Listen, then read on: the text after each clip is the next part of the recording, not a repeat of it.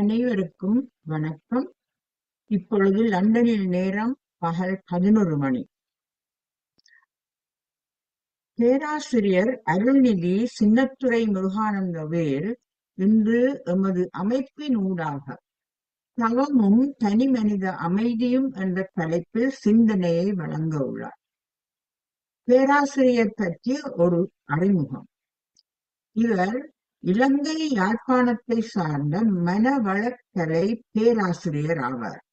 இவர் கடந்த 25 வருடங்களாக மனவளக்கலையில் தன்னை மட்டுமல்லாது தனது குடும்பத்தினரையும் இணைத்துக் கொண்டு தனது தேசத்திற்கும் தான் சார்ந்த மண்ணுக்கும் தான் பெற்ற பயிற்சியின் பலன்களை யாவரும் பெற வேண்டும் என்ற பெருநோக்கில் யாழ் மண்ணிலே 2010 ஆண்டு காலப்பகுதியில் ஆங்காங்கே பயிற்சிகளை நடாத்தி வந்துள்ளார். ஆனால் இத்தகைய பயிற்சிகளுக்கு ஒரு நிரந்தர இடம் வேண்டும் என்ற தூர நோக்கோடு 2016 ஆண்டு அழகுமிகு அறிவு திருக்கோயிலை அமைத்து நிர்வகித்து இடைவிடாது அங்கு பயிற்சிகளை நடாத்தி பெருமை காத்துக் கொண்டு வருகிறார். இவர் அருட்தந்தை வேதாத்ரி மகரிஷி அவர்களிடம் பயிற்சி பெற்று அவரது நயன தீட்சையையும் ஸ்பரிச தீட்சையையும் பெற்றது மட்டுமல்லாமல் அவருடைய திருத்தரங்களால் சான்றிதழையும் பெற்றுக் கொண்டவர் என்பது வாழ்த்துக்குரிய விஷயமாகும். இன்று நாம் அவரிடம் இணைந்திருக்கின்றோம். அவரது சிந்தனையை எம்முடன் பகிர்ந்து கொள்ளுமாறு வேண்டி அவரை களத்திற்கு அன்புடன் வரவேற்கின்றோம். வாருங்கள் ஐயா. களம் இப்பொழுது உங்களுடைய. முருகானந்தவேல் ஐயா, உங்களோட வீடியோ வர இல்ல, கதை இங்க பார்ப்போம். வாழ்க வளமுடன். ஐயா, வீடியோ வர இல்ல. நான் ஆன் பண்ணி இருக்கிறேன்.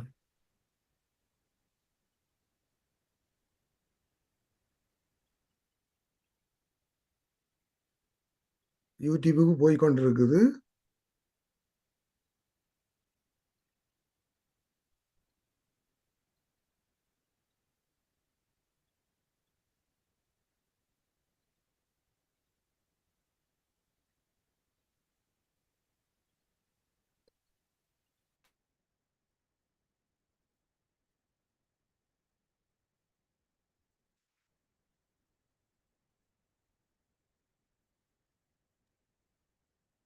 வாழ்க வளமுடன். ஸ்டார்ட் பண்ணமா வருது இல்ல. நீங்கள் ஒரு கால் திரும்ப ஷட் டவுன் பண்ணிட்டு திரும்ப ஓபன் பண்ணி கொண்டு வர முடியுமா? வரலாம். அப்படி என்றால் சில வேளை வீடியோ திரும்ப வரலாம். அதுவரையும் சரோஜதேவி மாஸ்டர் ஏதாவது சொல்லுங்க.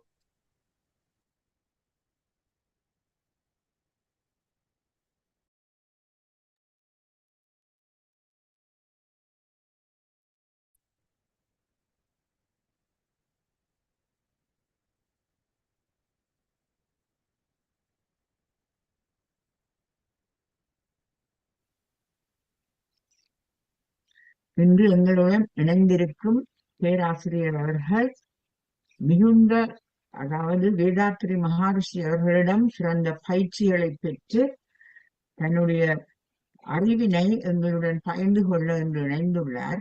இது நமக்கு ஒரு பெரும் பாக்கியமாக நாம் கருத வேண்டும். ஏனென்றால் எங்களுக்கு வேதாத்ரி மகரிஷியை பார்க்கவோ அல்லது அவரிடம் இந்த நயன தீட்சை அதுகளை பெற்று நாங்கள் பயிற்சிகளை மேற்கொள்ளவோ எங்களுக்கு வாய்ப்பு இல்லை.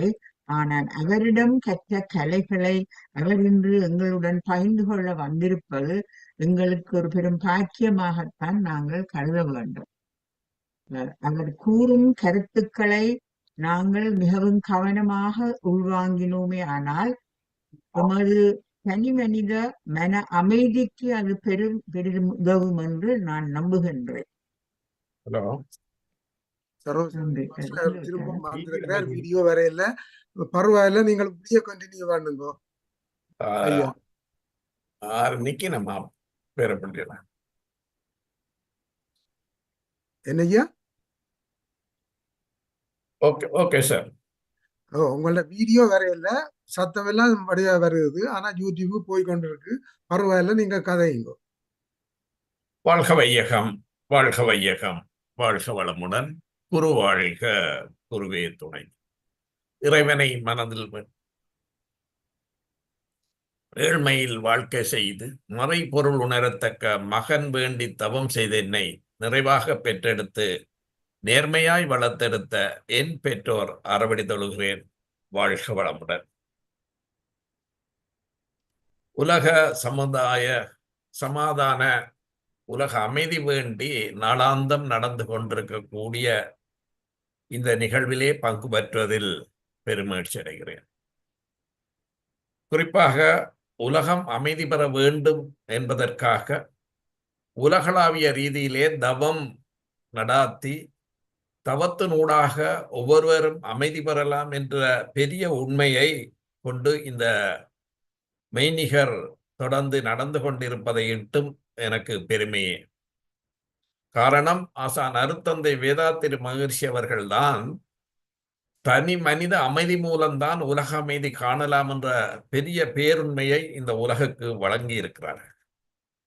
அந்த வகையிலே இன்றைய சிந்தனை ஊடாக தவம் பற்றியும் தவத்தினூடாக கிடைக்கக்கூடிய தனி மனித அமைதி பற்றியும் சிந்திக்கலாம் என இருக்கிறேன். இதிலே என்னையும் வரவழைத்த உங்கள் அனைவருக்கும் நான் நன்றிகளையும் வாழ்த்துகளையும் சொல்வதில் பெருமகிழ்ச்சி அடைகிறேன். உங்கள் அனைவருக்கும் வாழ்க வளமுடன் என்ற வாழ்த்துகள் உரித்தாக.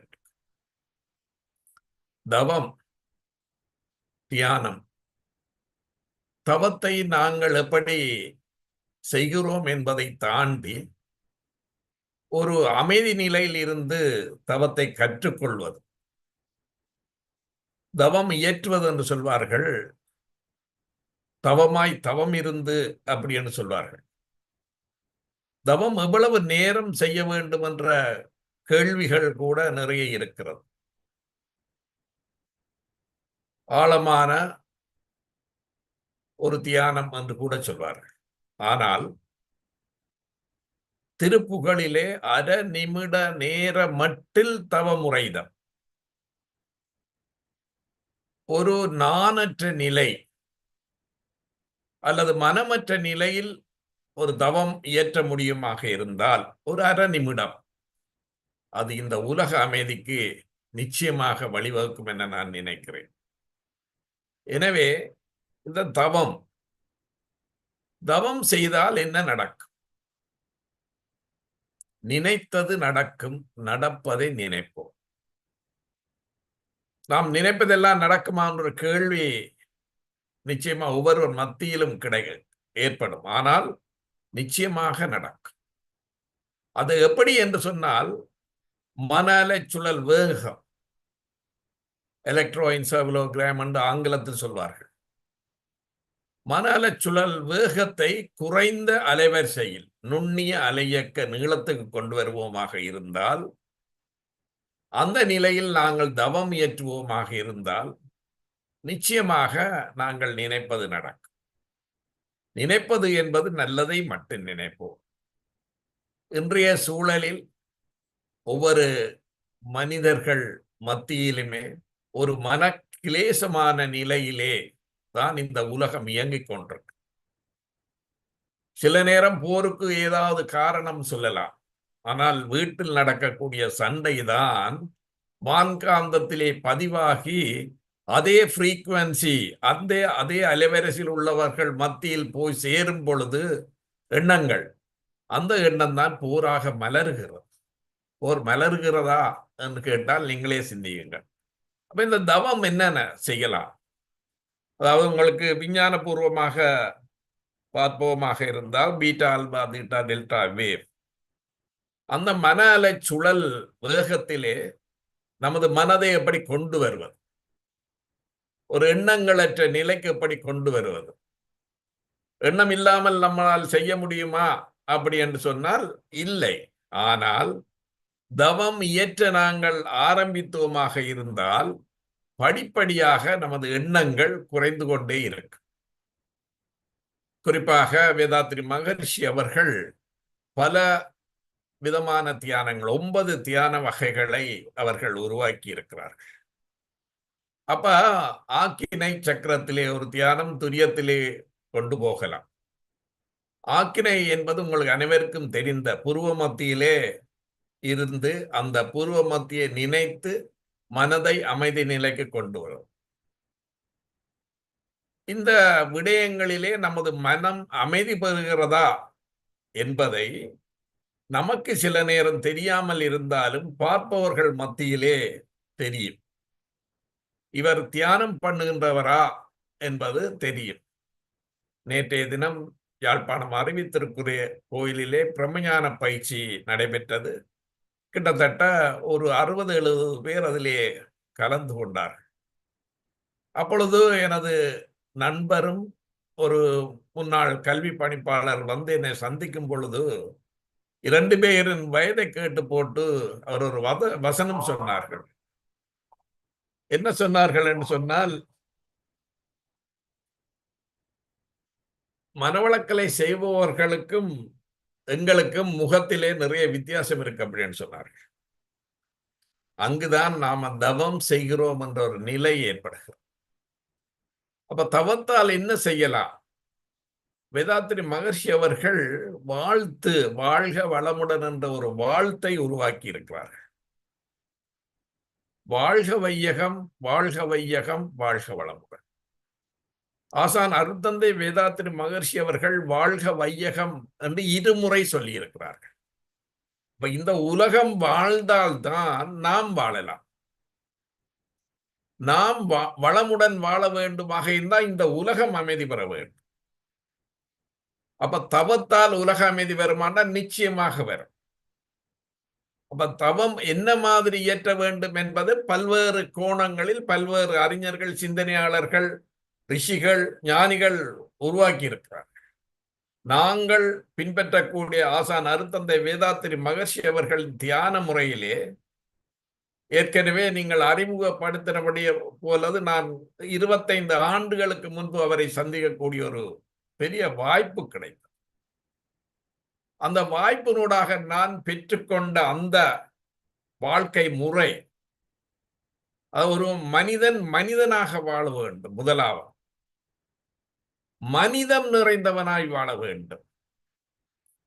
நாங்கள் அப்படி வாழ்கிறோமா என்று நிச்சயமாக நம்மளை நாங்கள் ஆராய வேண்டும். இங்க ஒரு பெரிய விடயம், வெளியே ஆராய்ந்தால் விஞ்ஞானம், உள்ளே ஆராய்ந்தால் மெஞ்ஞானம். நீ யார் என்றுதான் நாங்கள் கேட்டிருக்கிறோமே தவிர நான் யார் என்று ஒரு நாளும் அறிந்தது கிடையாது. அதை பற்றி முற்படவும் இல்லை, ஆராய முற்படவும் இல்லை. அப்படியானால் நான் யார்? இந்த கேள்விக்கு விடை தெரிந்தால், நான் என்பது உடலா, உயிரா, மனமா, இதுல எது நான்? நான் உயிர் என்று சொன்னால் 2ஆகி விடுவேன். நான் மனம் என்று சொன்னால் 2ஆகி விடுவேன். ஏனென்றா என்ற உயிர் என்ற மனம் என்று தான் சொல்ல, என்ற உடல். அப்ப நான் யார்? இப்படியான கேள்விகளை கேட்கும் பொழுதுதான் அந்த உண்மை நிலை. நான் கடவுள் என்று சொல்லலாமா? சொல்லலாம். மனிதனும் தெய்வமாகலாம். பரிணாம வளர்ச்சியிலே நான் யார் என்ற கேள்விக்கு கிடைக்கும். இப்பொழுதிலே கலந்து கொண்டிருக்கக்கூடிய 71 பேரும் எனது சொந்தம் என்று சொல்லி நான் சொல்ல தயாராயிருக்கிறேன். நீங்கள் சொல்லலாம், இன்றுதான் இந்த மெய்நிகரூடாக இணைந்திருக்கக்கூடியவர் அப்படி என்னை சொந்தம் என்று சொல்கிறார். நான் ஏயாகவும் மீதி அனைவரும் பியாகவும் பின்னோக்கி செல்வோம். நமது பெற்றோர்கள், மூதாதையர்கள் அப்படி சென்றால் முதலாவது உயிருக்கு போவோம். இந்த முதலாவது உயிர், இந்த உலகளாவிய ரீதியிலே 800 மக்கள் இருக்கிறார்கள். அந்த ஓர் உயிர், அதாவது முதல் கப்பல், அதாவது முதலாவது, அதுக்கு மேலே நான் எப்படி உயிர் வந்தது என்பதற்கு இப்பொழுது பேச போக முடியாது என்னால. அந்த முதலாவது உயிரில் இருந்துதான் இந்த 800 கோடி மக்களும் வந்தார்கள். அப்படியானால் நான் என்ன மதம்? நீங்கள் உறவா இல்லையா? முதலாவது. அப்ப நாங்கள் என்ன மதம்? ஏன் சாதி சமய வேறுபாடுகளுடன் மனிதன் வாழ்கின்றான்?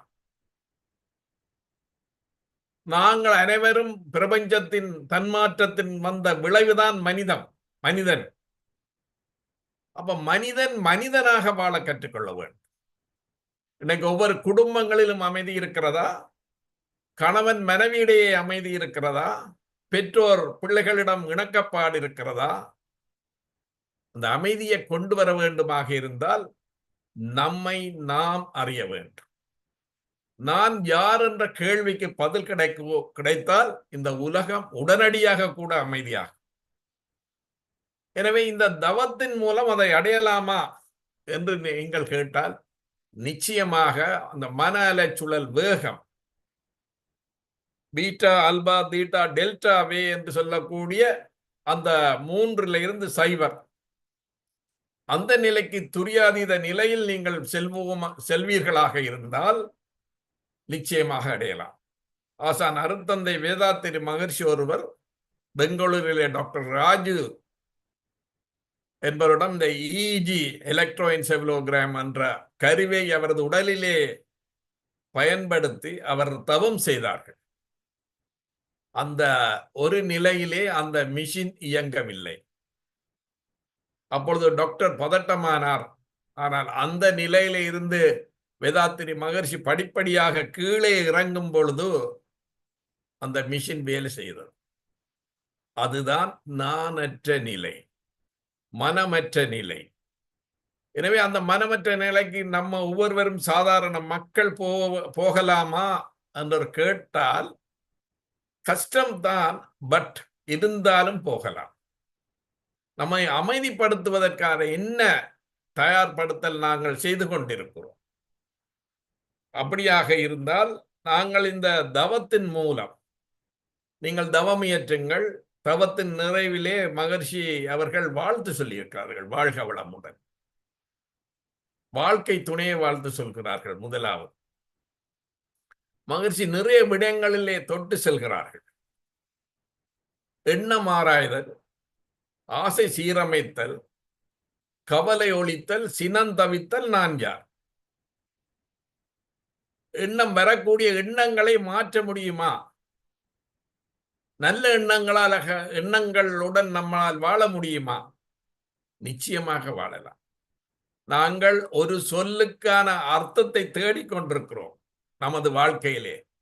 நீ கவனமாயிரு என்று ஒரு சொல்லி சொன்னால் அது எப்படி எடுப்பது என்பதிலே நம்ம போராடி கொண்டிருக்கிறோம். அந்த பெரிய மனிதன் கவனமாயிரு என்று சொன்னார் என்றும் எடுக்கலாம். இவர் எப்படி கவனமாயிரு என்று சொல்வது என்று கூட எடுக்கலாம். அப்ப நம்ம வாழ்க்கையிலே சொற்கள், நான் நிறைய பேருடன் நான் கலந்து நாளாந்தம் ஏதோ ஒரு விதத்தில் கலந்து பேசக்கூடிய வாய்ப்புகள் இருக்கிறது. குறிப்பாக சொல்வேந்தர் சுகிசிவம் அவர்களுடன் கூட எனக்கு ஈடுபாடு நிறைய இருக்கிறது.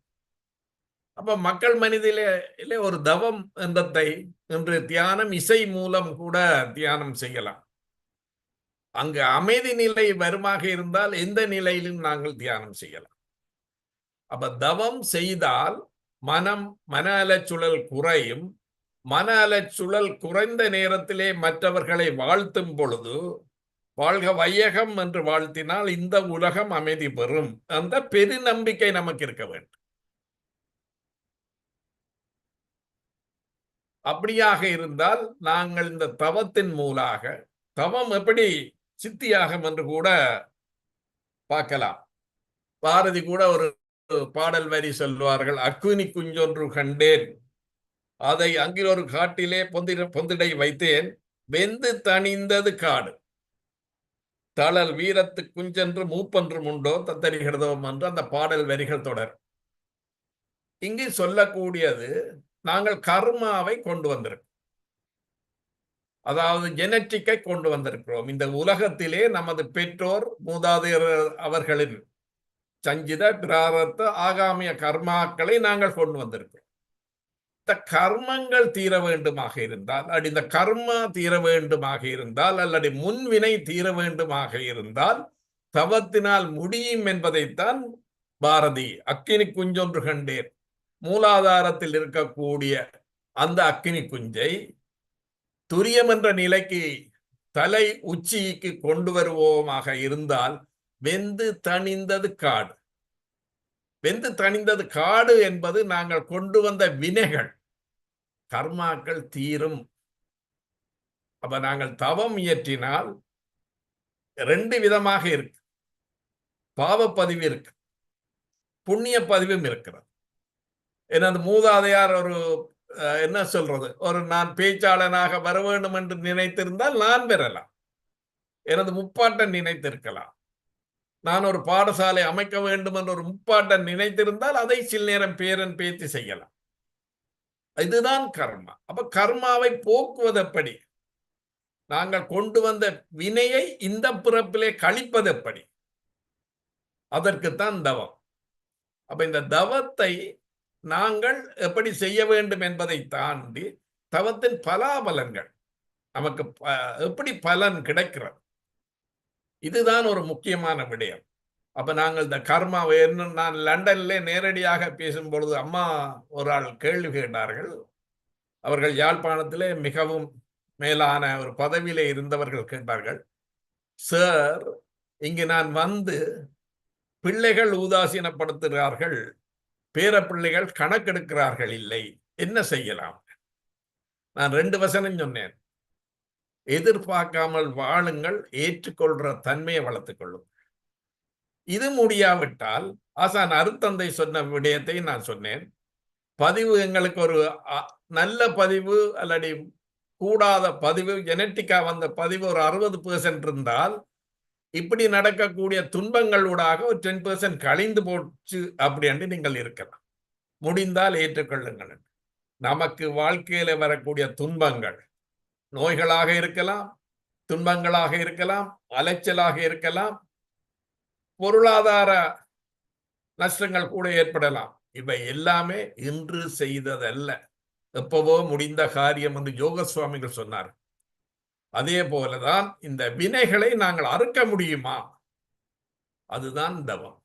அப்ப பல வினைகளை நாங்கள் அறுத்து நிம்மதியாக வாழ வேண்டுமாக இருந்தால் ஒவ்வொருவரும் ஆக குறைந்தது காலை மாலை ஒரு 20 நிமிடம் தவம் செய்தால் போதும். எனவே அந்த தவத்தை நீங்கள் இயற்ற வேண்டும். அந்த தவத்தை இயற்ற வேண்டுமாக இருந்தால் நிச்சயமாக தவம் செய்ய வேண்டும். தனி மனித அமைதி, இது மிக மிக முக்கியமா. நீங்கள் எவ்வளவு தூரம் அமைதியாக இருக்கிறீர்கள் என்பது ஒரு மிகப்பெரிய கேள்வி.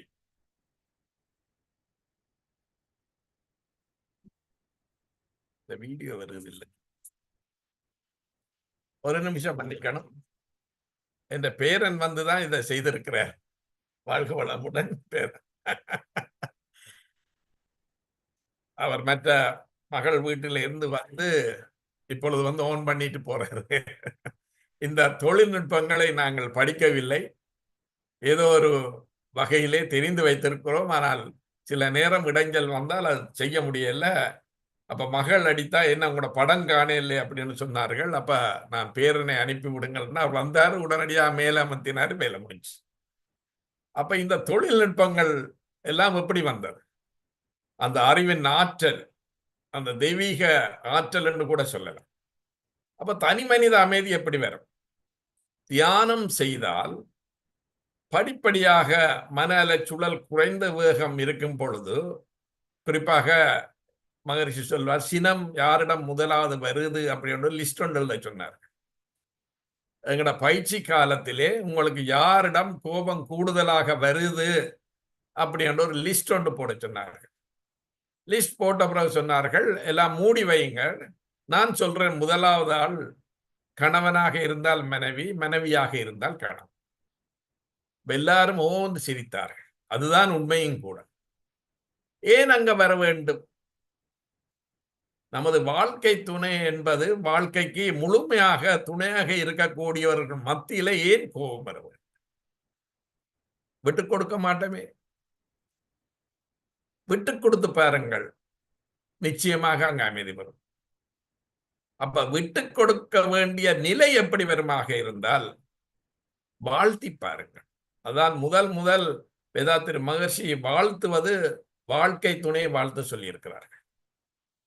ஒரு முறை மனைவியை மனதிலே கொண்டு வாழ்க வளமுடன், வாழ்க வளமுடன், வாழ்க வளமுடன் சொல்வது.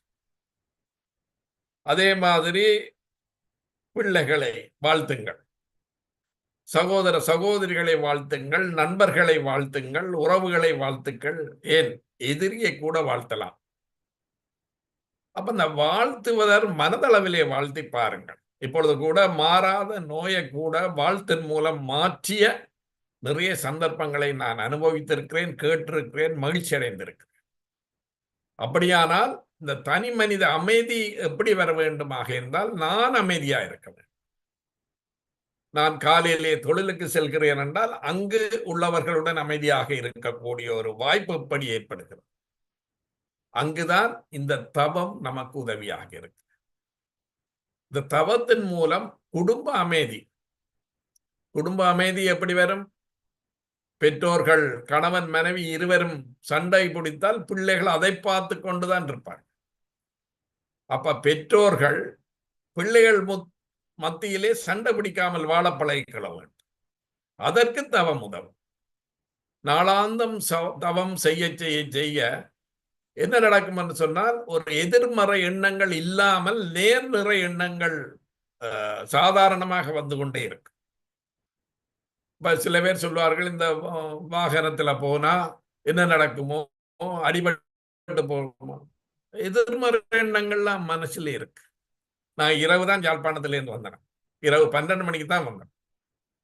அப்ப இது எப்படி இந்த பயணங்கள் நிறைவாக செய்யணும் என்று சொன்னால், நம்ம மனதிலே நல்ல எண்ணங்களை, இறைவா இன்றைய பிரயாணம் நன்றாக அமையட்டும் என்று வாழ்த்துங்கள். பிள்ளைகள் பாடசாலைக்கு போகும் பொழுது வாழ்த்துங்கள். பிள்ளைகள் நன்றாக பரீட்சை எழுத வேண்டும் என்று வாழ்த்துங்கள். வாழ்த்தி பாருங்கள் கொஞ்ச காலம் எப்படி இருக்கும். அப்படி என்றால் இந்த உலகத்தை உலகத்தில் உள்ள தலைவர்களை வாழ்த்த வேண்டும். நமக்கு தொடர்பில்லை என்று நாங்கள் சொல்ல முடியாது. என்றால் தனி மனித அமைதி மூலம் குடும்ப அமைதியை காணலாம். குடும்ப அமைதி மூலம் ஊர் அமைதி வரும். அதன் பின் உலக அமைதிக்கு நாங்கள் செல்லக்கூடியதாக இருக்கு. எனவே தவம் செய்யக்கூடிய ஒரு சூழலை உருவாக்க வேண்டியது மிக மிக அவசியம். அந்த தவத்தினால் என்ன நடக்கும் அப்படி என்று சொல்லி இதுவரை நான் சில விடயங்களை சொல்லி இருக்கிறேன். அந்த நிலையில நாங்கள் எப்படி நமது குடும்ப அமைதியில இருந்து ஊர் அமைதி, உலக அமைதிக்கு எப்படி செல்லலாம்? இந்த நாளாந்தம் நீங்கள் சில நேரம் உங்களோட மெய்நிகர்லே நிறைய பேர் வரவில்லை என்று கூட நீங்க யோசிக்கலாம். உலகத்திலே 800 கோடி மக்கள் இருக்கிறார்கள், தமிழர்களும் இருக்கிறார்கள். இந்த மெய்நிகரூடாக கொஞ்சம் பேர் தான் வருகிறார்களே. இதன் மூலம் ஒருவற்ற எண்ணம் கூட வலுவானது. ஒவ்வொருவரும் எண்ணக்கூடிய நல்ல எண்ணங்கள் வான்காந்தத்திலே பதிகிறது. அந்த வான்காந்தத்திலே பதிக்க அதே அலை நீளத்திலே இருக்கக்கூடியவர்கள், குறிப்பாக ஃப்ரீக்வன்சி என்று சொல்வார்கள், அந்த நிலையில் இருக்கக்கூடியவர்கள் மத்தியில போய் அவர்கள் ஒரு மிகப்பெரிய தலைவராகவும் கூட வரலாம். எனவே இந்த தவமும் தனிமனித அமைதியும் தான் மிக முக்கியம். அப்ப தனிமனித அமைதி இருந்தால்தான் உலக அமைதி காணலாம். உலக அமைதிக்கு முன்பு நாங்கள் குடும்ப அமைதிக்கு போக வேண்டும். அப்ப வேதாத்திரி மகர்ஷி அவர்கள் நிறைய விடயங்களை சொல்லி இருக்கிறார்கள். எல்லாவற்றையும் இன்று பதிவு செய்வதற்கு நேரம் இருக்கோ என்னோ தெரியவில்லை. இன்னொரு சந்தர்ப்பத்தில் கூட நிறைவு செய்யலாம் என நினைக்கிறேன். இயற்கை வேறு, இறைநிலை வேறு அல்ல. அது நாங்கள் வாழ்க வளமுடன் சொல்லும் பொழுது மதம் கடந்த மகா மந்திரம் என்று சொல்வார். எந்த மதம்? நாங்கள் மதத்தை உருவாக்கியது மனிதனா கடவுளா? அப்ப நாங்கள் மதம் கடந்து சிந்திக்க வேண்டும். பேராசிரியர் அப்துல் ரஹ்மான் ஒரு அற்புதமான ஒரு விளக்கம் சொல்வார். தான் மசூதியில் இருந்து தொழுகையை முடித்து வெளியே வருகிறார்கள். ஒரு செருப்பு தைக்கிற தொழிலாளி முன்னுக்கு வந்து மசூதை பார்த்து கையெடுத்து கும்பிடுகிறார். அப்பொழுது கேட்கிறார் பேராசிரியர், தம்பி, நீ சைவ சமயத்தை சேர்ந்த நீர்கள், ஏன் நீங்கள் மசூதியை பார்த்து கும்பிடுகிறீர்கள்? அவர் சொன்னார், அந்த செருப்பு தைக்கிற தொழிலாளி, இங்கு சாமி இருக்குன்னு தானே சாமி நீங்க கும்பிடுகிறீர்கள் அப்படின்னு கேட்டார். அப்துல் ரஹ்மான் ஒரு பகிரங்கமா மேடையில சொன்னார், கடவுள் பற்றிய விழிப்புணர்வை ஏற்படுத்தியது செருப்பு தைக்கிற தொழிலாளி. அப்ப நாங்கள் எல்லாவற்றையும் மதம் கடந்து சிந்திக்க வேண்டும். நாங்கள் ஒரு மிகப்பெரிய அளவிலே விரிவாக வேண்டும். ஒரு ஒடுங்கிய நிலையில் சிந்திக்கிறதை தாண்டி ஒரு விரிந்த நிலையிலே நாங்கள் சிந்திக்க வேண்டும். அதாவது ஒரு கடலிலே கடல் நீர் இருக்கிறது. அதை நாங்கள் வாளியில் கொண்டு வந்தால் அதுக்குன்னு பேர் கடல் நீர் தான். இந்த வாளியில் உள்ள கடல் நீர்லே கப்பல் விடலாமா? இல்லை. ஆனால் அதே கடல் நீரை மீண்டும் கடலில் சேர்த்தால் நிச்சயமாக கப்பல் விடலாம்.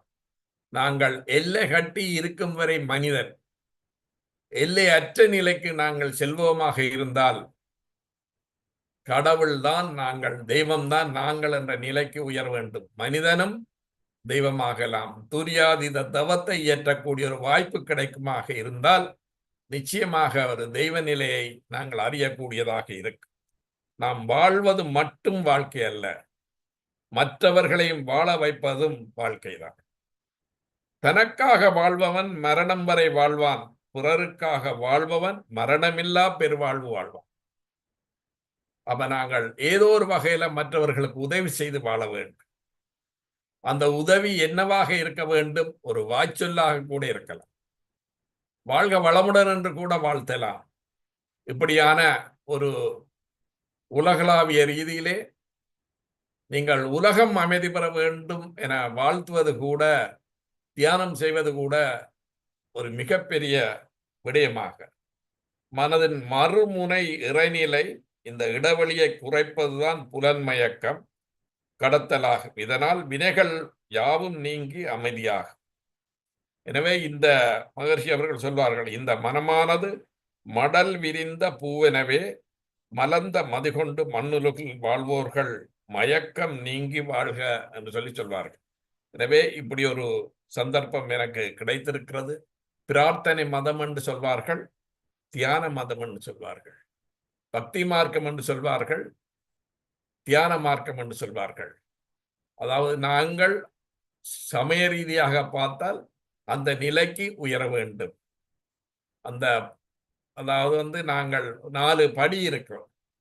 அந்த யோகம் ஞானம் அந்த நிலைக்கு உயர்வோமாக இருந்தால் உலகம் நிச்சயமாக அமைதி பெறும் என்று கூறி நல்லதொரு சந்தர்ப்பத்தை வழங்கிய உங்கள் அனைவருக்கும் நன்றிகளையும் வாழ்த்துக்களையும் கூறிக்கொண்டு, சொற்கள் என்னுடையது, அர்த்தங்கள் உங்களுடையது என்று கூறி, இதுவரை கலந்து சிறப்பித்த அனைவருக்கும் இந்த காட்டில் எந்த மூங்கில் புல்லாங்குழல், நீங்கள் அனைவருமே புல்லாங்குழல்கள் என்று வாழ்த்தி வணங்கி நிறைவு செய்கிறேன். நன்றி, வணக்கம், வாழ்க வளம்.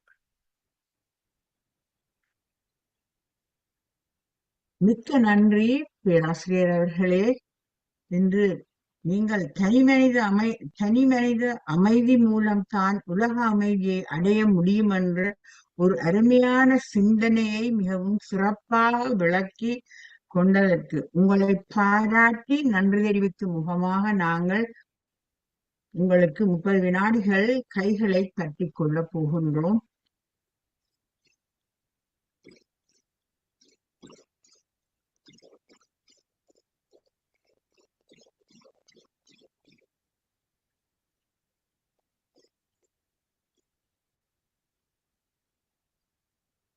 மிக்க நன்றி ஐயா. மிகவும் ஒரு சிறப்பான உரை.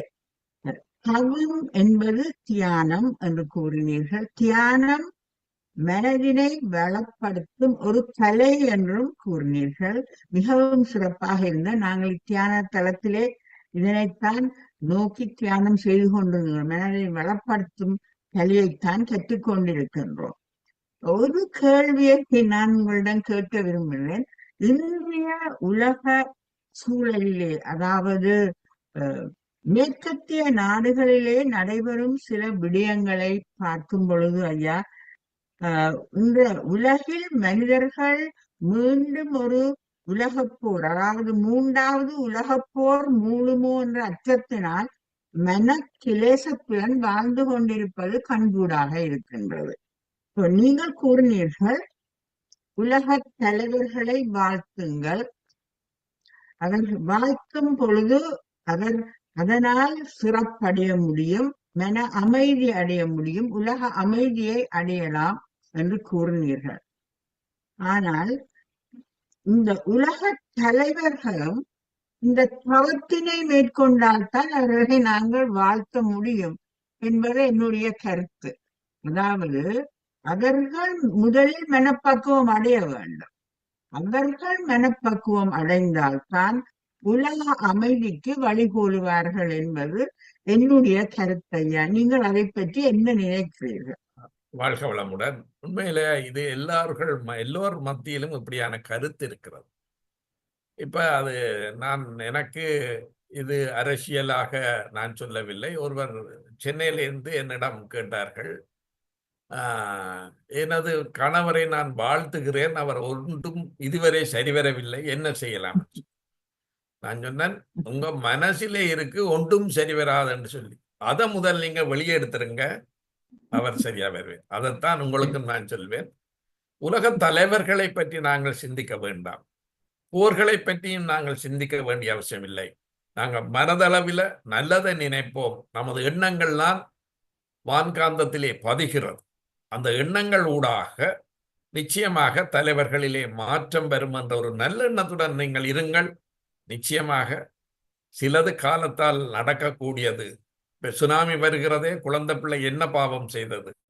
குழந்தை பிள்ளையும் அடிபட்டு போகும். ஆனால் அதோட கர்மா பெற்றோர்களின் கர்மாவாக இருந்திருக்கலாம். எனவே அதிலே இருந்து நாங்கள் வெளிவர வேண்டுமாக இருந்தால் நாளாந்தம் நம்மால் என்ன நல்லது செய்ய முடியுமோ அதை செய்வோம். இந்த உலக அமைதிக்கான கூட பிரார்த்தனை நிச்சயமாக வெற்றி பெறும். வாழ்க வளமுடன். நன்றி ஐயா, மிக்க நன்றி. நன்றி. அடுத்ததாக யாழினி மாஸ்டர், நீங்கள் கை போட்டிருக்கிறீங்க, நீங்க பேசுங்க. வணக்கம். அருமை மாஸ்டர், அருமை அருமை அருமை அருமை. நாம மட்டும் நல்லா இருக்கணும்னு நினைக்க கூடாது, எல்லாரும் நல்லா இருக்கணும். அப்ப வாழ்க வளமுடன், வாழ்க வளமுடன், வாழ்க வையகம், வாழ்க வளமுடன் நினைக்கணும். வையகமும் வாழ வேணும். வையகத்துக்குள்ள இருந்து கொண்டு நான் மட்டும் வாழ்ந்துட்டு போனா சரியாகுமா? வையகம் நம்ம வாழ வைக்கும் போது நாமளும் அதை வாழ்த்த வேணும், அதுக்கும் வாழணும். சேர்ந்து எல்லாரும் ஒட்டு மொத்தமா சேர்ந்து வாழணும். அப்பதான் நல்லா இருக்குமே. அருமையா சொன்னீங்க. இதே கருத்த மாஸ்டர் அது இன்னும் ஒரு மாஸ்டரும் சொன்னவா, நாங்க ஒரு தாட்ஸ் விடும்போது அது போய் அந்த பிரபஞ்சத்தோட சேரும். அப்ப பிரபஞ்சத்தோட சேர்ந்தா எல்லாருக்குமே அந்த சிற்கோசி போய் சேருமாண்டு. அதனால நாங்க ஒவ்வொரு என்ன ஒரு சொல்லும் போதும் அவதானமா கதைக்க வேணும். அவதானமா கதைச்சாத்தான் அது நம்ம மட்டுமில்ல எல்லாரையும் போய் பாதிக்குமே. நம்மோட முடியாது. நம்மளோட பிள்ளைகள், பேர பிள்ளைகள், பூட்ட பிள்ளைகள், அடுத்த சந்ததி, பக்கத்து வீட்டுக்காரர், இவ்வளவு பேருக்கு போய் பாதிப்பேன்னு எங்களோட முடியாது. உண்மையா அருமை மாஸ்டர், அருமையா இருந்தது. நிறைய விஷயம் நல்லா இதா சொன்னீங்க. நன்றி மாஸ்டர். ஆனா நாங்க தியானம் செய்யறோம் தான் மாஸ்டர். ஒரு நாளைக்கு 5-6 மணி தியானம் செய்யறோம். ஆக்னா சக்கரத்துல மூச்சுல கவனிச்சு ஆக்னா சக்கரத்துல கொண்டு விட்டு நாங்க செய்யறது தான். அருமையா இருக்கு மாஸ்டர், அருமையா இருக்கு. நன்றி. அதே மாதிரி நீங்க ஒன்று சொன்னீங்க மாஸ்டர், தியானம் செய்த அழகா இருப்பினம். அதையும் நான் கவனிச்சிருக்கேன் மாஸ்டர். தியானம் செய்தவியல் முகங்களை பார்த்தா ஒரு வித்தியாசமான ஒரு பொலிவு தெரியும். அதே மாதிரி தியானம் செய்தவியலோட தியானம் செய்யறவ கதைக்கும் போது எனர்ஜிக்கு நல்லா இருக்கும். தியானம் செய்யாதவியலோட கதைக்கும் போது எங்களை அறியாம லோ எனர்ஜியில நாங்க போறோம். அதையும் கவனிச்சிருக்கேன் மாஸ்டர். நன்றி மாஸ்டர். தியானம் செய்தா மற்றவர்கள் எப்படி பார்ப்பார்கள் என்று உங்கள் லண்டன்ல இருந்து நான் 5 தடவை, நான் நிறைய தடவை வந்துங்க, 5 தடவை நான் என்னை செக் பண்ணி பார்த்தேன். இந்த பெல்ட்டில் ஹேண்ட் லக்கேஜை போட்டுட்டு அந்த கண்ணாடி கூட்டுக்குள்ளால போக வேணும் செக்யூரிட்டி. ஆனால் நான் 5 தடவை ப்ளீஸ் சார் என்றேன்னு அங்கால விட்டாங்க, கண்ணாடிக்குள்ளால போக இல்லை. அப்பத்தான் நான் நினைச்சேன் நான் தவம் செய்கிறேன் என்பது டெஸ்டிங். வாழ்க வளமுடன். வாழ்க வளமுடன், வாழ்க வளமுடன். அடுத்து டாக்டர் நடராஜன் ஜெகநாதன் மாஸ்டர், நீங்க பேசலாம். நன்றி, வணக்கம். முதல்ல பேராசிரியர் முருகானந்தவேலுக்கு நன்றி. மிக ஆழமான கருத்துடைய உரை. ஆழம் வந்து புரிகின்றதான்றதுதான் எனக்கு கேள்வி. அதாவது எல்லோரும் நினைக்கிறது தவம் பண்றது ஏதோ ஒரு விசேஷ முயற்சி சாதனை என்று. அப்படி இல்லை. நானும் வேதாத்திரி இந்த இதை சமீப காலமாக கேட்டுக்கொண்டு வந்திருக்கின்றேன். அவருடைய எனக்கு ரொம்ப ஐ ஆல்சோ லைக் அவருடைய இது. அவர் வந்து மின்காந்த பிரபஞ்சத்துல இந்த மின்காந்த எலக்ட்ரோ மேக்னட்டிக்கை தான் வலியுறுத்துகிறார் என்று அவர் கொஞ்சம் விஞ்ஞானம் படிச்சவர் போல இருக்குது. மற்றது நீங்கள் இந்த ஆரம்பத்துல சொன்னீர்கள் எல்லாம் நினைத்தது நடக்கும், நடப்பதை நினைக்கும் என்று. நான் இப்ப யோசிச்சேன் இந்த ஆழமான மீனிங் என்னன்னு சொன்னா, நீங்கள் என்ன நினைக்கிறீர்கள் என்று வந்து கூட அறிவுல இருக்கிறதா நினைக்கலாம், அறிவில்லாத நினைக்கலாது. அப்ப அறிவுல இருக்கிற நினைத்ததோட போனஸ், அந்த போனஸ் தான் ஒரு கிரியேட்டிவிட்டியை கொண்டு வரும். You can create anything if you don't have any knowledge of anything, isn't it? அப்ப அதான் அறிவுல இருக்கிற நினைத்தது நடக்கும். அப்ப நாங்கள் ஆக்கபூர்வமாக நினைக்கணும். அப்ப நான் நினைச்சேன் அடுத்த வசனம் சொன்னீங்க நடப்பதை நினைப்பது என்று. அதன் ஆழம் என்னன்னு சொன்னா, நடப்பதை நாங்கள் யதார்த்தமாக அறியணும். யதார்த்தம் என்றது உண்மைக்குரியதா, நாங்கள் எல்லாம் மாய முறையாக அறிஞ்சு கொண்டிருக்கிறோம். That is useless. நான் இந்த தளத்துல அடிக்கடி சொல்றேன், இந்த மாய என்பது சமயத்துல வேற அர்த்தத்தை சொல்லுகிறார்கள். ஆனால் அறிவியல் சொல்லுகிறது நடப்பதை நீங்கள் யதார்த்தமான முறையில் அறிந்தால் தான் உங்களுக்கு வெற்றி, மாயா அறிந்தால் தோல்வி. அப்ப நீங்க சொன்னீர்கள் இந்த புறமாக அறிவது விஞ்ஞானம், அகமாக அறிங்கிறது மெஞ்ஞானம் என்று. அதுல இன்னொரு கொஞ்சம் விளக்கமாக சொல்ல போனா, இப்ப இந்த உடலை எடுத்துக்கொண்டால் உடல் வந்து எத்தனையோ தொகுதிகளா இருக்குது. சுவாச தொகுதி, அதுக்கு பிறகு உறுப்புகளா இருக்குது. உறுப்புகளுக்கு பிறகு போனால் திசுக்களா இருக்கு. பேருந்து பார்த்தா மூலக்கூறு, அணு. அப்ப எங்க கடைசியில் போய் மூல காரணம் அறிகிறது தான் ஞானம். அப்ப இப்ப நீங்க ஒரு 2 சொல்லு பாவிச்சீங்க, அதை 2 கேள்விகளா வருது. நீங்க அந்த கேள்விக்கு மறுமணி சொன்னால் நான் ஐ வில் பி தேங்க்ஃபுல். பிரபஞ்சம் தன்மார்க்கம் நினைக்கல தான் தோன்றினது, அதையா குறிப்பிட்டீர்கள்? தன்மார்க்கம் என்று, தன்மார்க்கம். அப்ப சன்மார்க்கம் சொல்லி இருக்கின்றது. சன்மார்க்கம் சொன்னா ஞான மார்க்கமா எடுத்து செக் பண்ணினான். அப்ப ஞான மார்க்கம் தான் ஸ்பிரிச்சுவல் பாத். அதுல இருக்கல எல்லாரும் நினைக்கிறது ஸ்பிரிச்சுவல் பாத் என்றால் ஸ்பிரிச்சோட சம்பந்தம் இருக்கிறது. அது தவறு. ஞான மார்க்கம் என்றதுதான் சன்மார்க்கம். அடுத்த கேள்வி வந்து நீங்கள் ஏற்கனவே ஒரு குறிப்பிட்டுட்டார், குரல்ல வந்து தவம் என்று சொல்லத்தான் பாவிச்சிருக்கிறார், தியானம் என்று பாவிக்கல. அப்ப பலனை எதிர்பார்க்க சொல்லிக்கல, எதையும் நீங்க எதிர்பார்ப்பு இல்லாத நிலையில பாத்தீங்கன்னு சொன்னா எல்லாம் பலன் தான். நீங்க எதிர்பார்க்கிற முறையில நடந்தாதான் பலன் இல்லாம போற மாதிரி கிடக்குது. எதையும் நீங்க எதிர்பார்ப்பு இல்லாம பார்த்தா எல்லாமே உங்களுக்கு பலன் தான். நல்லா நடந்தாலும் பலன், கூட நடந்தாலும் பலன். கடைசியாக இந்த நான் நேற்று சொன்னேன் ஒரு கேள்வி மட்டுமட்டு இல்ல, முட்டாள்களுக்கு வழிவிட சொல்லி ஒரு பகுதியாக ஒருவர் ஒரு ஒற்றையடி பாதையில போய்க்கல ஒரு தலைக்கணம் உள்ள சொன்னாராம், மற்றவர் தலைக்கணமோட போய்க்கல மற்றவன் வழி விட்டானா. பின்ன அவர் சொன்னாராம், நான் முட்டாள்களுக்கு வழிவிடுறேன் என்று. அவன் சொன்னா நான் வழி விடுறான் என்று சொல்லி. அப்பதான் நான் யோசித்தேன், நாங்கள் இந்த தலைவர்கள் எல்லாம் பற்றி ஒருவர் குறை சொன்னார், முட்டாளோடையும் வாழ முடியும் என்று எடுத்துக்கொள்ளுங்க, ஆனால் வாய் மூடிக்கொண்டிருக்க கூடாது. அப்ப எங்களுக்கு இப்ப ஃப்ரீ ஸ்பீச் இருக்குது. நீ மஸ்ட் அப்ரிஷியேட் இந்த ஃப்ரீ ஸ்பீச் வந்து இட்ஸ் a modern thing. எங்களோட முன்னோர்களுக்கு ஃப்ரீ ஸ்பீச் இல்ல, ஆனால் ஃப்ரீ ஸ்பீச்சை பயன்படுத்தணும். அதை அவர்கள் பிளாக் பண்ணி கொண்டிருக்கிறார்கள், அதை நாங்கள் எதிர்க்கணும். ஆனபடியே நாங்கள் முட்டாளோட வாழ கற்றுக்கொள்ளணும், ஆனால் வாய் மூடிக்கொண்டிருக்க கூடாது. அதே உரிய சொல்ல வேணும். அதோட நான் நிறுத்துகிறேன், அதிக நேரம் எடுக்காமல். மிகவும் ஆழமான கருத்துள்ள பேச்சு ஐயா, மீண்டும் நீங்க வரணும். ஆனா நாங்கள் அதை ஆழமாக புரிந்து கொள்ளிருக்கணும். மேலோட்டமாக புரிந்தால் பிரயோசனம் இல்லை. நன்றி. நன்றி, உங்கள் கருத்துக்கு நிச்சயமாக நன்றி. இப்பொழுது நமது அருள்நிதி முனிரத்னம் ஐயா இணைந்திருக்கிறார்கள். அவர் தான் இப்போ யாழ்ப்பாணம் அறிவித்திருக்கோயில இருந்து இந்த பயிற்சிகளை நடாத்தி கொண்டிருக்கிறார்கள். அவர்களை அன்மியூட் பண்ணி பேசும்படி சொல்லுங்கள். வாழ்க வளம். அருள்நிதி முனிரத்னம் ஐயா வாருங்க, நீங்க அன்மியூட் பண்ணிட்டு வரலாம்.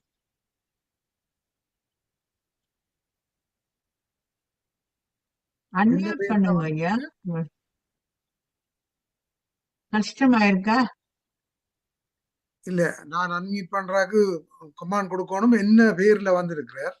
அருள்நிதி முனிரத்னம். அருள்நிதி முனிரத்னம் வந்திருக்கிறார். அங்க ஃபுல் நேம் கையெழுத்தி போட்டு இருக்கிறார், கையும் ஏற்றி இருக்கிறார்.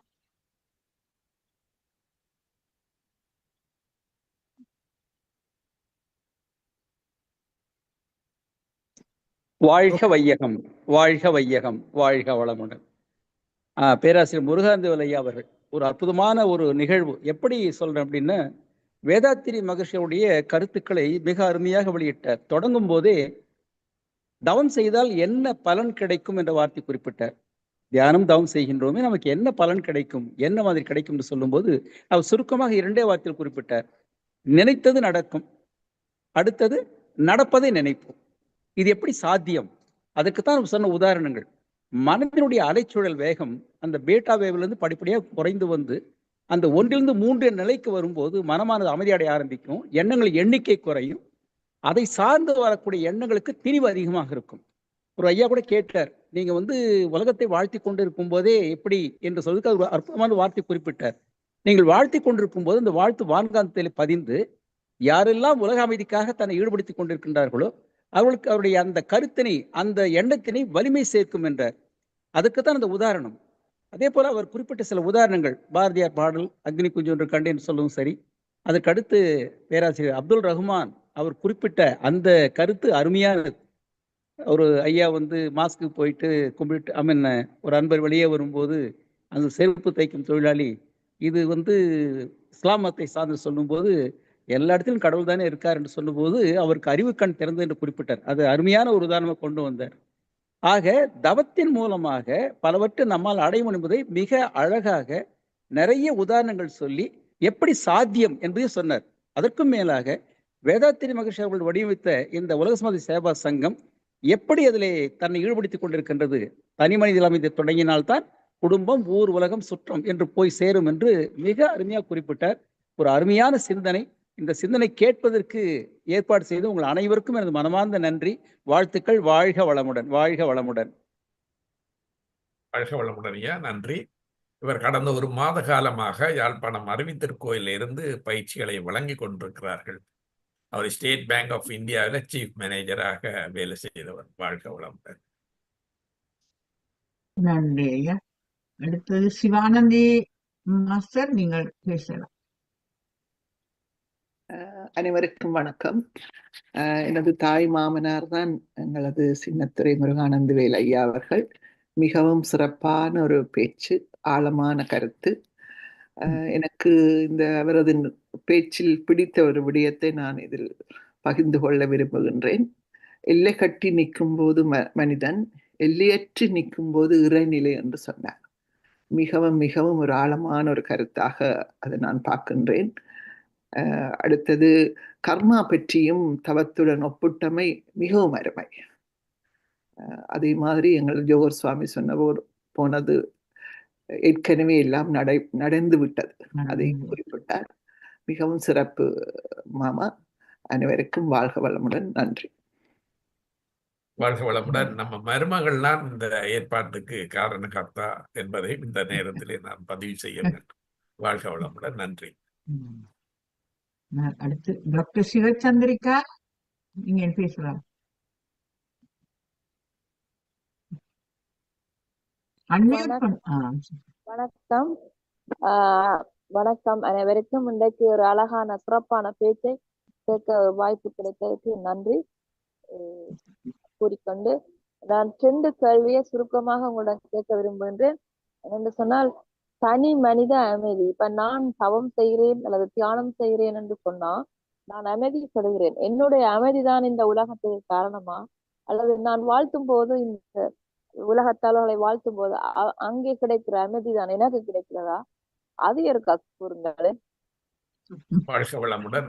நீங்கள் சில நேரம் சில இடங்களுக்கு போனால் அந்த இடத்திலே உங்களுக்கு ஒரு வித்தியாசமான உணர்வு ஒன்று ஏற்படும். அப்ப நீங்க வீட்டுல ஒரு தவம் இருக்கும் பொழுது வீடு ஒரு அமைதி சூழ்நிலை, நல்ல ஒரு வைப்ரேஷனாக மாறும். உங்களது எண்ணம் தான் உலக அமைதிக்கு வழிகோலும். உங்களது எண்ணம் தான் உலக அமைதிக்கு வழிகோலும். அப்ப நீங்க அங்க இருந்து உங்களுக்கு வரும் என்பதை தாண்டி உங்களது சிந்தனை, உங்களது எண்ணம், உங்களது தவத்தின் தன்மை என்றது மிக மிக முக்கியமாக இருக்கு. அப்ப இதன் மூலம்தான் அமைதி ஏற்படுமே தவிர அவர்களிடமிருந்து உங்களுக்கு அமைதி வருவதற்கான சந்தர்ப்பம் இல்லை. எனக்கு உங்களுக்கு தெரிந்தவர் என்றுதான் நினைக்கிறேன். அவர் நம்ம மருமகளுக்கு தெரிந்தவா, அவ எங்களுக்கு யாழ்ப்பாணம் அறிவித்திருக்கோயிலுக்கு போன பொழுது போயிட்டு அவர்கள் எனக்கு போன் அடித்து சொன்னார்கள், அங்கிள் உங்களோட அறிவித்திருக்கோயில் வாசலில் கால் வைத்த பொழுது ஒரு அற்புதமான ஒரு வைப்ரேஷனை நான் உணர்ந்தேன் அப்படி என்று சொல்லி சொன்னார்கள். காரணம், அங்கு கூட்டுத்தவம் நடைபெறுது. அப்ப இன்று நாங்கள் இதிலே 70க்கும் மேற்பட்டோர் இருந்து தவத்தை பற்றி சிந்தித்தால் அந்த எண்ணாரைகள் சம்பந்தப்பட்ட ஆட்களுக்கு போய் சேரும். அதே நேரம் நமது அலைவரிசையில் இருக்கக்கூடியவர்கள், அதாவது ஃப்ரீக்வன்சின்னு சொல்வார்கள், அந்த அலைவரிசையில் உள்ளவர்களுக்கும் போய் சேரும். அதை பற்றி சிந்திக்காமல் நாம் அமைதியாக இருந்தால் உலகம் அமைதி பெறும். வாழ்க வளமுடன். நன்றி. ஆகவே நன்றி உங்களுடைய ஆன்சருக்கு. அப்ப அந்த ஆல்பர்ட் ஐன்ஸ்டீன் என்ற விஞ்ஞானி சிறிய பையனாக படிக்கிற வயதுல அவர் கடும் குழப்படியான பையனாக இருந்தார். பாடசாலையாலேயே கலைச்சி விட்டாச்சு. அப்ப அவன் அம்மா அவரை கூட்டி கொண்டு போய் இந்த பிள்ளை கேக்குது, ஏன் அம்மா என்னை பள்ளிக்கூடத்தாலேயே கலைச்சி விட்டுருக்கண்டு. அவ சொல்லுறா, உன்னை படிப்பிக்கிறது புரிய அளவுல உனக்கு ஒரு டீச்சர் இல்ல, நீ அவ்வளவு கெட்டிக்காரர். அப்படித்தான் அவ சொல்லி அவர் இறுதியில் ஒரு உலக புகழ் பெற்ற விஞ்ஞானியாக வருகிறார். அங்கே என்ன அம்மாவின் கருத்துத்தான் அவர் அப்படி வாரதுக்கு காரணமாக இருக்கிறதா, அல்லது அம்மாவின் கர்மாவா, அல்லது அவருடைய கர்மாவா? உங்களுடைய அந்த எண்ணத்தின் விளைவுதான். அம்மா அதெல்லாம் நான் முதல் ஆரம்பத்தில் சொன்னேன். எதிர்மறை எண்ணங்களை தாண்டி நேர்மறை எண்ணங்களில் நாங்கள் பழகி கொண்டோமாக இருந்தால் இன்னைக்கு நாங்கள் வீட்டுல பேசக்கூடிய ஒவ்வொரு வார்த்தையுமே தவம் என்று சிந்திக்கணும். தவத்தன்மை வாய்ந்தது. நாங்கள் அதான் நான் யாருடன் பேசுவதாக இருந்தாலும் உண்மையிலே நாங்கள் நம்முடைய சிந்தனை எப்படி இருக்க வேண்டும். நம்ம ஒரு கணவனாக இருக்கலாம், பிள்ளையா இருக்கலாம்.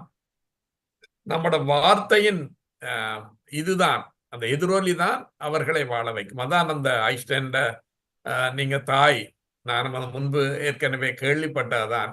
அந்த தாயின் மனசு, இப்ப நான் இந்த சுயமா சொல்றேன்னா, எங்க அப்பா போஸ்ட் கார்டு போடுவார் அந்த காலத்திலே, தம்பி முதலாம் பிள்ளையாக வந்திருப்பான் என நினைக்கிறேன். அவருடைய எண்ணம் இவ்வளவு வலுவாக இருந்தது. நான் உண்மையில நான் முதலாம் பிள்ளை தான் பார்த்தேன். அதே மாதிரி நல்லதை நாங்க நினைக்க நல்லது நிச்சயமாக நடக்கும். தாயின் எண்ணம் தான் அவர் வாழ்க்கையின் உயரும். வாழ்க வளமுடன். வாழ்க வளமுடன். நன்றி. இன்னும் கணக்கு கேள்விகள் இருக்கு, கேட்க இங்க டைம் காணாம இருக்கு. இன்னும் ஒரு சந்தர்ப்பத்தில் கேட்கலாம் நேர்த்து கொண்டு விடைபெறுகிறேன். நிச்சயமா சந்திப்போம். சொல்லுங்க. சிவசுதா மாஸ்டர், நீங்க பேசலாம். நன்றி சரோஜா தேவி மாஸ்டர். மாஸ்டர்ஸ் எல்லோருக்கும் எனது அன்பு வணக்கத்தை தெரிவித்துக் கொள்கின்றேன். ஐயா, உங்கள் பேச்சு என் மனதில் சமாதானத்தை ஏற்படுத்தியது. மனதை பற்றிய ஒரு விளக்கத்தையும் அறிவையும் அதிகப்படுத்தியது. தவம் செய்தால் நினைத்தது நடக்கும், நடப்பதைத்தான் நினைப்போம். ஒரு அழகான நம்பிக்கை ஊட்டுவதுமான வரிகளாக எனக்கு அது தோன்றியது. வான்காந்தம் பற்றி குறிப்பிட்டீர்கள். இனிமேல் வான்காந்தத்துடன் எச்சரிக்கையாக இருக்க வேண்டும் என்று எண்ணி இருக்கின்றேன். நெகட்டிவான சிந்தனைகள், வார்த்தைகளை நினைப்பதிலும் பிரயோகிப்பதிலும் மிக மிக எச்சரிக்கையாக இருக்க வேண்டும் என்பதை இன்று அறிந்து கொண்டேன். வாழ்க்கை என்பது நான் வாழுவது மட்டுமல்ல, அடுத்தவரையும் வாழ வைக்க வேண்டும். அது நித்தமும் அழகாக வாழ்த்துக்களுடன் வாழ்வதையும் நாம் நமது இறப்பின்றி மனித மனங்களில் பசுமையான நினைவுகளாக வாழ முடியும் என்பதையும் ஒரு அழகான உற்சாகமூட்டும்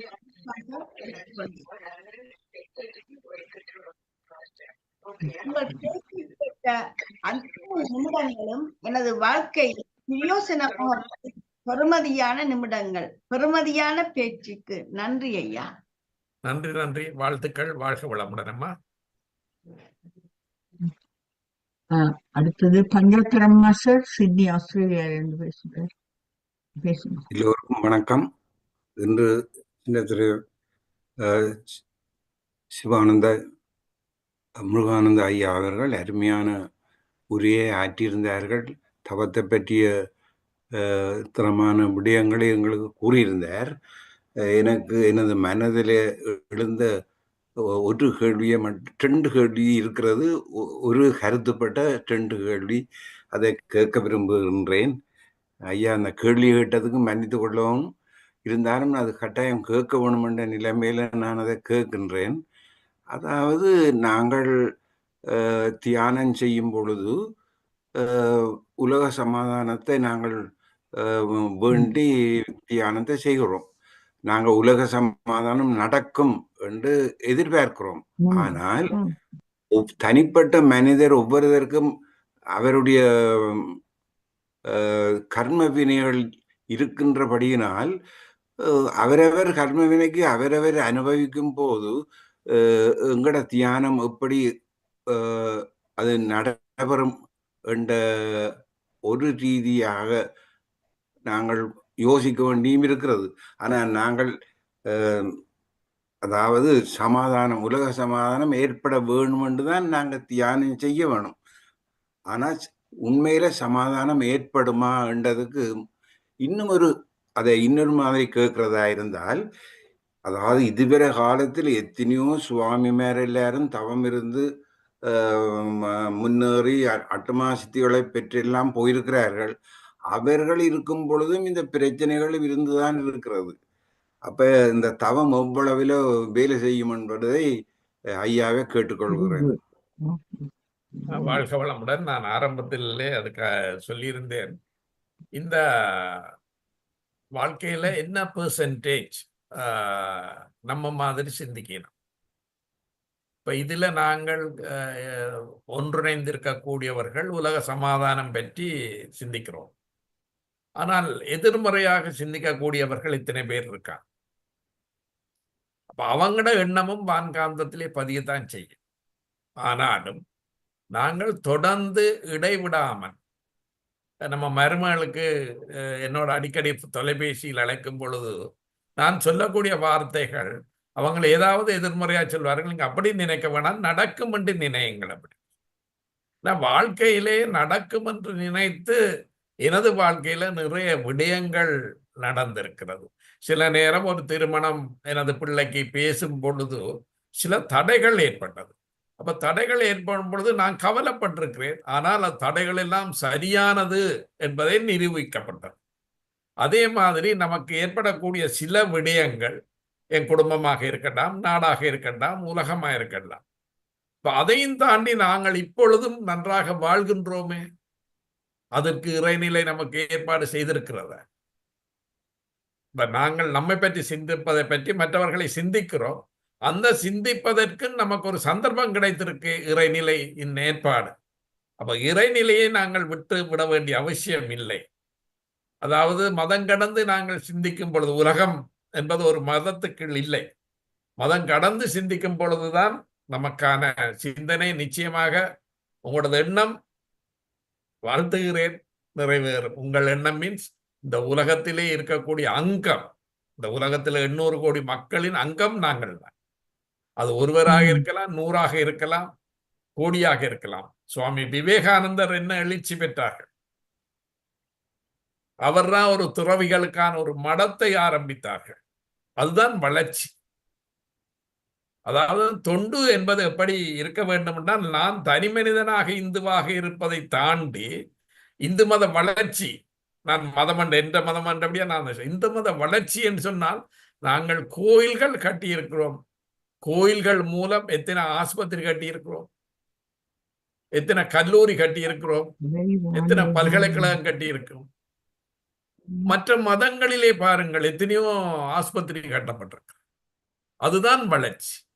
அதே மாதிரி நம்ம தியானம் வளர்ச்சி பெற வேண்டுமாக இருந்தால் இதே மாதிரி நிறைய ஆரம்பம்தான். ஆனா நிறைய இதிலே சேரக்கூடியவர்கள் மத்தியிலே எழக்கூடிய எண்ணம் நிச்சயமாக உலக அமைதி கிடைக்கும்.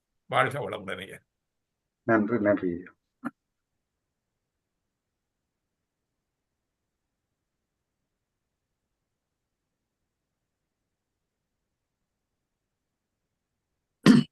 அனைவருக்கும் வணக்கம். ப்ரொஃபசர் முருகானந்தவேல் ஐயா, உங்களுடைய தவமும் தனி மனித அமைதியும் அந்த பேச்சு இன்னும் கேட்டுக்கொண்டு இருக்கலாம் போல இருந்தது. நேரம் காரணமாக நிறுத்திவிட்டீர்கள். மற்றது நீங்கள் சொன்ன மாதிரி நாங்களும் இப்ப குடும்பம் என்று வரும்போது கணவர் எதுன்னு சொன்னா மனைவி அதற்கு எதிர்பார்த்தை சொல்லிக்கொண்டு போனால் அதுல அமைதியே ஏற்படாது. என்றபடியா அமைதியை காத்தல் மிக்க அவசியம் என்பது மிக்க நன்றாக விளங்குகிறது. அது மட்டுமில்லை, நான் இப்போ கிட்டடியில் ஒரு இது வாசித்தேன். ஒரு குடும்பம், கணவர் வேலைக்கு போகிறார், மனைவியும் வேலைக்கு போகிறா, பிள்ளைகளும் படிப்பு, எல்லாருக்கும் ஒவ்வொரு விதமான மன உளைச்சல் இருக்கு. ஆனால் வீட்டுக்கு வந்த பிறகு படுக்க முதல் எல்லாரும் ஒன்றாக இருந்து ஒவ்வொருவற்ற இதுகளையும் கதைத்து விட்டு படுத்தால் எல்லாரும் சந்தோஷமாக படுக்க போவார்கள், எழும்பும் போதும் சந்தோஷமாக வருவார்கள் என்றது. அது இப்போ நான் இந்த தியானத்துக்கு வந்த பிறகு அது சரியா தெரிகிறது. நான் எப்பவும் படுக்க போகும் முதல் தான் தியானம் செய்யறது. செய்துட்டு படுக்க போனா நல்லா நித்திரையும் வரும். அடுத்த நாள் எழும்பேக்க பீஸ்ஃபுல்லாவும் எழும்புவோம். அமைதி, தனி மனித அமைதி தொடங்கிடும். ரெண்டபடியா நீங்க சொல்றது எல்லாம் உண்மை. ஒருவன் தன்னைத்தான் அறிந்து கொண்ட பின்புதான் மற்றவர்களுக்கும் அதை பரப்ப வேண்டும் என்றதை நீங்க மிகவும் வடிவாக சொன்னீர்கள் ஐயா. மிக்க நன்றி. இப்ப இந்த உலக சமாதானமும் நாங்கள் செய்யற எங்களுடைய தனிமனித இதுதான் பிறகு இப்ப இந்த ஜூம்ல இருக்கிற எல்லாருக்கும் பரவி பிறகு மற்றவைக்கும் பரவும் என்றது மிக்க நன்றாக இருந்தது. மிக்க நன்றி ஐயா. மீண்டும் வந்து கலைக்க வேண்டும் என்று வேண்டுகிறேன். 80 வயசு ஒருவரும் அவற்ற மனைவியும் 75 வயதுன்னு வைங்களேன். அவர்கள் திருமண வாழ்க்கையில 50 வருஷத்துக்கு மேல வாழ்ந்திருப்பார்கள். ஆனால் அந்த அம்மா சொல்லுகிறார், அப்பாவை பார்த்து, புருஷனை பார்த்து, இதோட மனுஷன் வாழையிலுமா, இது கண்டது அகிரணை. அவர் இப்படி சொல்றேன்னா இந்த சனியனோட வாழ்ந்து நமக்கு வேணாமன்னு போயிட்டேன்னு சொல்ற. அப்ப 50 வருஷமா கணவன் மனைவியா வாழ்ந்தவர்கள் மத்தியில புரிந்து கொள்ள முடியவில்லை அல்ல. கணவனை மனைவியையோ மனைவி கணவனையோ புரிந்து கொள்ள முடியாது. புரிந்து கொள்ள முடியாது என்பதை புரிந்து கொண்டு விட்டால் வாழ்க்கை வசந்தம். ஏனென்றா அவர் ஒரு கருமைய பதிவிலே இருந்து வந்திருப்பார்கள், இவங்க ஒரு கருமைய பதிவிலே இருந்து வந்திருப்பார்கள். இதை தாண்டி புரிந்து கொள்ள முடியாது என்பதை புரிந்து கொண்டு விட்டால் நிச்சயமாக வாழ்க்கை வசந்தமாக இருக்கும். எனவே நம்ம கையில நமக்குள்ளதான் முதல் ஆழமாக நாங்கள் இறங்க வேண்டும். நான் சொன்னேன், வெளியே ஆராய்ந்தால் விஞ்ஞானம், உள்ளே ஆராய்ந்தால் மெஞ்ஞானம். நமக்குள்ள நாம இறங்கணும். நான் என்ன பிள்ளை செய்யறேன்னு நமக்கு தெரியும் தானே, மற்றவனும் தெரியாட்டி. சிந்திப்போம். வாழ்க வளமுடன். மிக்க நன்றி ஐயா. பேராசிரியர்களே, இன்று ஒரு ஆழமான எங்களுக்கு விழிப்புணர்வை ஏற்படுத்தக்கூடிய அருமையான உரையை நீங்கள் தந்தீர்கள். அதனால் பலரும் தங்கள் மனதில் தோன்றிய ஐயங்களையும் உங்களிடம் கேட்டு அறிந்து கொள்ளக்கூடியதாக இருந்தது. ஒரு சிறப்பான நிகழ்ச்சி நடந்த மன நிறைவுடன் உங்களை நாங்கள் எங்களுடைய தளத்தின் சார்பாக பாராட்ட விரும்புகின்றோம். நடராஜர் ஜெகநாதன் மாஸ்டர், நீங்கள் கை போட்டிருக்கிறீங்க போல இருக்கு. நன்றி. ஒரு சிறு கேள்வி, நீங்கள் ஒரு சிறிய ஆன்சர் கொடுத்தா சரி. இந்த கர்மயம் என்று சொல்ல பாவித்தீர்கள், அந்த என்ன முந்தைய ஒருவர் பாவித்தார், உங்களுடைய விளக்கத்தை சொன்னால் நான் அதை ஜெனடிக் சென்டர் கர்மயம். Okay, alright. நன்றி. நன்றி. நீங்க எல்லாம் சிரிக்கன் போறது ஒரு கதையோடு சொல்லவா? அதாவது தெருநாயும் வீட்டு நாயும் அந்த கதவு நீக்கலுக்குள்ளால பேசிக்கிட்டு இருந்துச்சான். தெருநாய் சொல்லிச்சான், நீ என்ன ஒரே பிராண்ட் தானே நீ சாப்பிட்ற, வீட்டுல இருக்கிற அதனுடைய ஒரே பிராண்ட தானே சாப்பிடுவ. நான் வெளியே, தெருநாய் சொல்லிச்சான், நான் ஒவ்வொரு வீட்டிலும் ஒவ்வொரு நல்ல நல்ல சாப்பாடு இருக்கும், சாப்பிடலாம், நீ வெளியே வா அப்படின்னு சொல்லிச்சான். அப்ப இல்ல, வீட்டுல ஒரு விசேஷம் இருக்குது, அதை முடிச்சிட்டு வேணும்னா நான் வாரேன். வீட்டுல என்ன விசேஷம் என்று கேட்டுச்சு. இது ஒரு ஜமீன்தார் வீடு, ஒரே ஒரு மகள், அவருக்கு கல்யாணம் பேசிக்கிட்டு இருக்காங்க, அது விஷயம் முடிஞ்ச பிறகு வேணும்னா நான் வெளியே வாரேன். என்ன விஷயம் அப்படின்னு கேட்கல. ஒரு சோதிடர் இருக்கிறாரு, அவர் தகப்பன் இருக்கிறார், மகள். இந்த கட்டத்தை பார்த்துட்டு 7ஆம் கட்டத்துல ராகு இருக்குது, நல்ல பொருத்தம் பார்த்து செய்ய வேணும். அவ மகள் அப்படியே இருந்துச்சுன்னா 7ஆம் வீட்டுல ராகு இல்லையப்பா, ரகுதான் இருக்கிறாரு, அவரைத்தான் நான் கல்யாணம் கட்டுவேன்.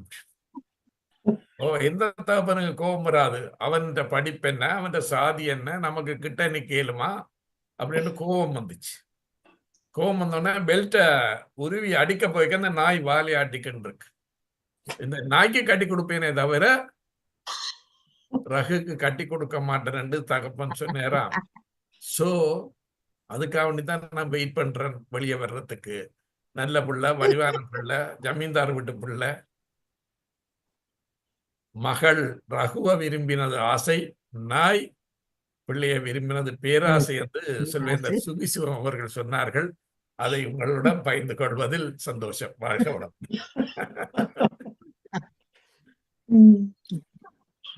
மிக்க அழகான கதை. மிக்க நன்றி ஐயா. எல்லோரையும் சிந்திக்கவும் சிரிக்கவும் வைத்து விட்டீர்கள். மிகவும் அருமையான நிகழ்ச்சி என்று நடந்து நிறைவேறியது. உங்களுக்கு பாராட்டும் நன்றியின் களத்தின் சார்பில் தெரிவித்துக் கொள்கிறேன்.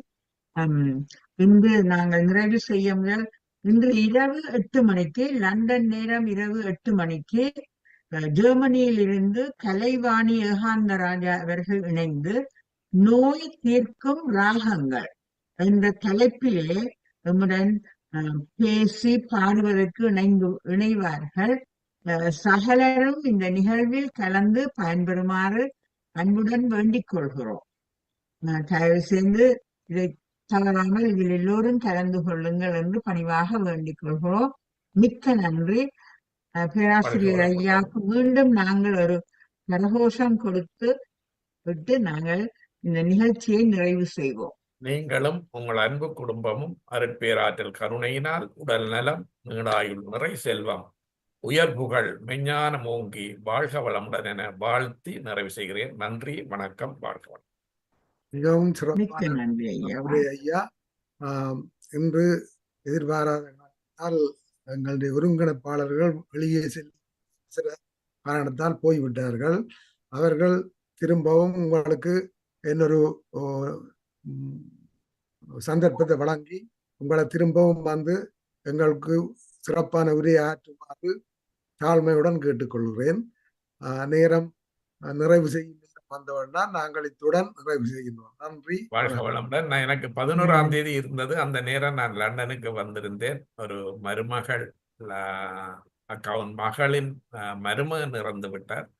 எனவேதான் நான் அன்றைய தினம் அங்கு அதில் உங்களுடன் இணைய முடியவில்லை. எனவேதான் நான் இந்த டேட்டை மாற்றினேன். மீண்டும் ஒரு சந்தர்ப்பத்தில் நிச்சயமாக உங்களை சந்திப்பேன். வாழ்க வளம்.